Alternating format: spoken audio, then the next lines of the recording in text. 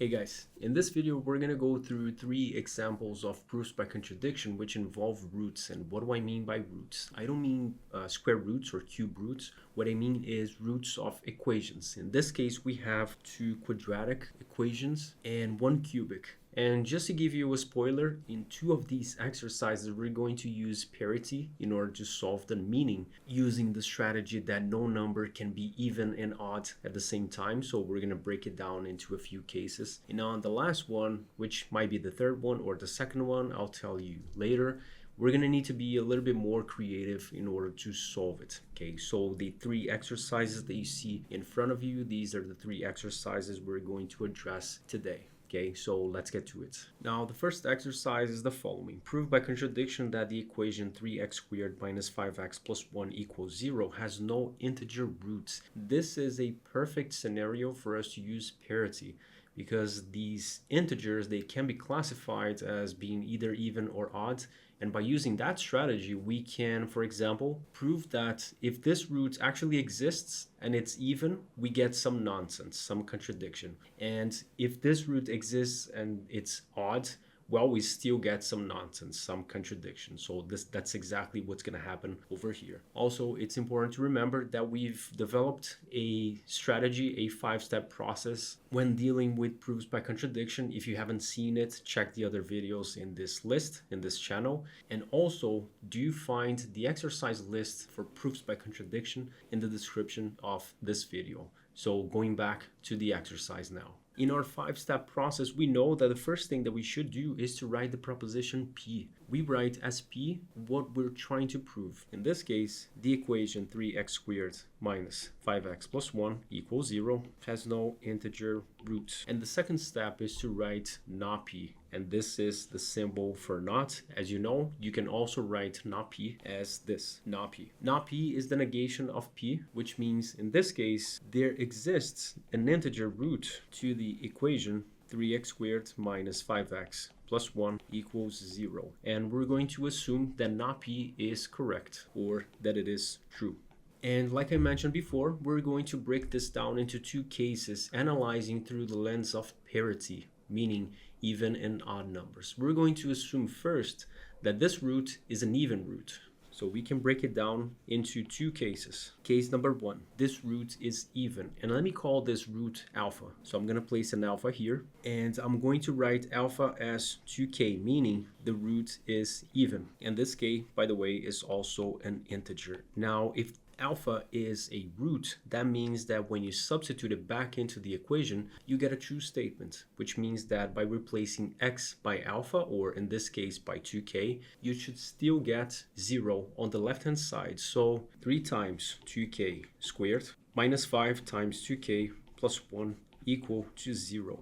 If we simplify this expression, we get 12k squared minus 10k plus 1, which is equal to 0. Now, one thing that we can do here is to first of all move the 1 to the right hand side, or subtract both sides by -1. Now that gives us 12k squared minus 10k equal to -1. And we can factor out a 2 from the left hand side, which gives us 6k squared minus 5k equal to -1 over 2. Now here lies the contradiction.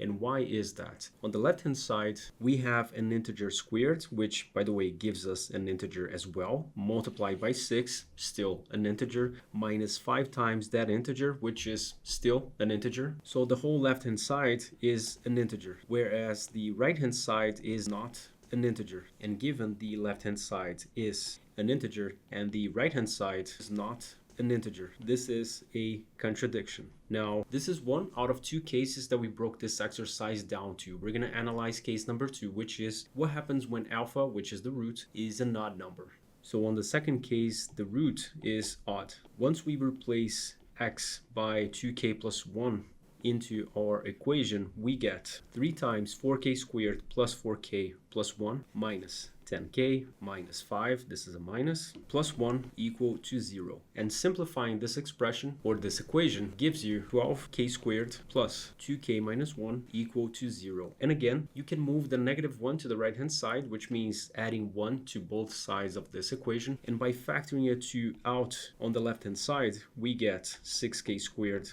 plus k equal to half. And we get to the same issue, to the same problem. We have a left-hand side which is an integer and a right-hand side which is not an integer. And for the same reason, we can state that this is a contradiction. Now, we exhausted the cases, case number 1 and 2. So right now, we can assume, we can conclude that by contradiction, the statement or the proposition P, which in this case is the equation 3x squared minus 5x plus 1 equals 0, has no integer roots, it is correct. Therefore, P is true. Now, that's all there is to it. Let's move to exercises number 2 and then number 3. All right, so in exercise number 2, we have to prove by contradiction there are no rational number solutions to the equation x cubed plus x plus 1 equals 0. Now, obviously in this case, or at least it should be very obvious to you, is the fact that the negation is to assume that there is a rational root to this equation. But let's go through it step by step. Again, using the 5-step process. In the previous exercise, I didn't actually mention all 5 steps, but you can also check the 5-step process in another video. But it pretty much boils down to writing the proposition, negating the proposition and assuming that the negation is true, then developing a non-algebraic process and getting to some nonsense, stating what's the nonsense, what is the contradiction, and then number 5, which is to write the answer, the conclusion. The conclusion is by contradiction, ... is true, right? But I digress. Let's go back to the exercise. Proposition P, which is what we're trying to prove. There are no rational number solutions to the equation x cubed plus x plus 1 equal to 0. So we're going right now to assume not P is true, meaning assume there exists a rational number which we can write as a over b, or in this case I'm gonna represent it as p over q, where p and q are integers and p over q is an irreducible fraction that satisfies the equation above. Now, if this rational number satisfies the equation above, that means that when we replace it on the left-hand side, we do get 0. So we are going to replace in this equation x by p over q, and we're going to rewrite it as such. So p over q cubed plus, now we have our x, p over q, plus 1 equals 0. Let me move this somewhere else so we have a bit more space. So we have p cubed over q cubed plus p over q plus 1 equal to 0. After multiplying both sides of this equation by q cubed, we get p cubed plus p times q squared plus q cubed equals 0. Now we're going to break this down into 4 cases, which is actually 3, as you would see in a minute. And we're going to address it or find the contradiction by using parity as a resource. Now we're going to break it down into these 4 cases, meaning P being even or odd, and then Q being even or odd. Let's build a table for that. Now, what are these 4 cases that I mentioned, which is actually 3? We might have an even number as P and a non-number as Q, or the other way around, or both of these as odd numbers, or both of these as even numbers. And this last one is the case that we don't need to consider, because if both P and Q are even, then P over Q is not an irreducible fraction. So we don't need to consider this case. And by the way, E means even and O means odd. What is P cubed? Well, if P is even, P cubed is also even. And if P is odd, then P cubed is also odd. What about q cubed? Same thing applies, same rule applies. So if q is odd, that means that q cubed is odd. And right now we're checking these cases right here. If q is odd, that means that q cubed is odd as well. And if q is even, that means that q cubed is even. Now, what about p times q squared? If q is odd, that means that q squared is also odd. And if we multiply it by an even p, which is this line right here of the table, that means that the result will be even. Now, what about when q is even? If q is even, q squared is even. If you multiply by an odd p, and right now we're addressing this line of the table, we still get an even number. And now filling in this last space right here in this line, in this row, we have an odd q squared, which means that q squared will be odd. Then multiplying by an odd number will give us an odd number. And we broke these terms down like this so we could check individually the effect of each and every one of them. On the left-hand side, we have p cubed plus pq squared plus q cubed, which means that we're going to get a even plus odd plus even number right here. Even plus even is equal to even. When you add a non-number to it, you get an odd number. Same thing over here. Two even numbers plus an odd number will give you an odd number. And the sum of three odd numbers will give you an odd number. Now, what we just found out is that the left-hand side will always be odd, no matter what p and q you have. And by the way, you might want to write here evaluating the parity of the left-hand side of the equation, just to make it clear to the examiner what you're analyzing. And right now we can conclude. Notice that on the right-hand side we have 0, which is an even number. So there's a contradiction here. Given that the left-hand side is odd and the right-hand side is even, we have a contradiction. Therefore, by contradiction, the statement or the proposition P is true. And there you have it. We're done with exercise number 2 now. Let's move to the next one. All right, so let's jump to the last exercise, which is, well, kind of creative. We have to find creative ways to solve it. And this is not the only way that you can go about it, by the way. However, this is a possible solution. Now, the problem states the following. Prove by contradiction that a quadratic equation ax squared plus bx plus c equals 0, where, by the way, a is not equal to 0, otherwise it wouldn't be a quadratic, has at most 2 distinct roots. Now, the proposition is just that. A quadratic equation, ax squared plus bx plus c equals 0, where a is not equal to 0, has at most 2 distinct roots. Now, we're going to negate that statement, which is, we're going to assume not p, which in this case means assume for the sake of contradiction, that the quadratic ax squared plus bx plus c equals 0 has at least 3 distinct roots, namely R1, R2, and R3. Now, if these are roots, when you replace it back into x, when you replace x by R1, R2, and R3, you should get 0. Therefore, we can build 3 equations from it. A times R1 squared plus b times R1 plus c equals 0. Also, we have a times R2 squared plus, and you got the picture, right? Plus c equals 0, and the last one over here.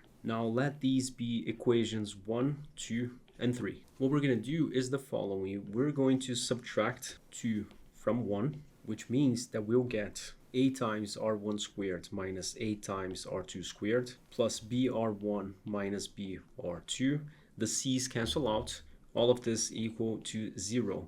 We're going to factor out a in the first 2 terms, and we're going to factor out b in the last 2 terms. And noticing that we have a difference of 2 squares over here, we can rewrite r1 squared minus r2 squared as r1 plus r2 times r1 minus r2, which allows us to factor out again now something else, which is r1 minus r2, giving us the following. r1 minus r2 times a r1 plus r2 plus b equal to 0. Now we know, or at least we assumed, that all roots are different, which means that if we have a product which is equal, so we have a product here which is equal to 0, either this equals 0 or this equals 0. Now the first term will give us a r1 equal to r2, which is not possible, given that these roots, they should be distinct.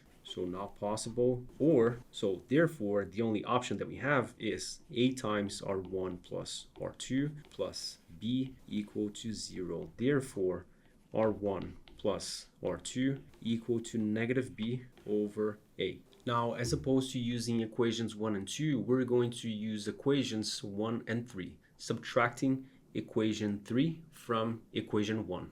So doing this minus this. Now subtracting equation 3 from 1 gives us a r1 squared minus a r3 squared plus b r1 minus b r3. The c's cancel out again, so all this is equal to 0. Now we do something very similar. We factor out a and we factor out b. We write this as a difference of two squares, and we write r1 minus r3 as a common factor, which gives us a times r1 plus r3 plus b equal to 0. So either r1 minus r3 is equal to 0, which means that the roots r1 and r3 are the same, which is not possible, by the way, given that we assumed that the roots are all distinct. Or a times r1 plus r3 plus b is equal to 0, which means that r1 plus r3 is equal to negative b over a as well. Now here lies the contradiction. Given that both of these sums are equal to negative b over a, when you subtract these two equations, you get r2 minus r3 equal to 0, which means that r2 and r3 are the same. They're the same root, which is a contradiction, given that all roots, they should be distinct. Therefore, and I ran out of space here, therefore, by contradiction, the proposition P is true, meaning a quadratic ax squared plus bx plus c equals 0 has at most two distinct roots. And that's it. I'll see you on the next one.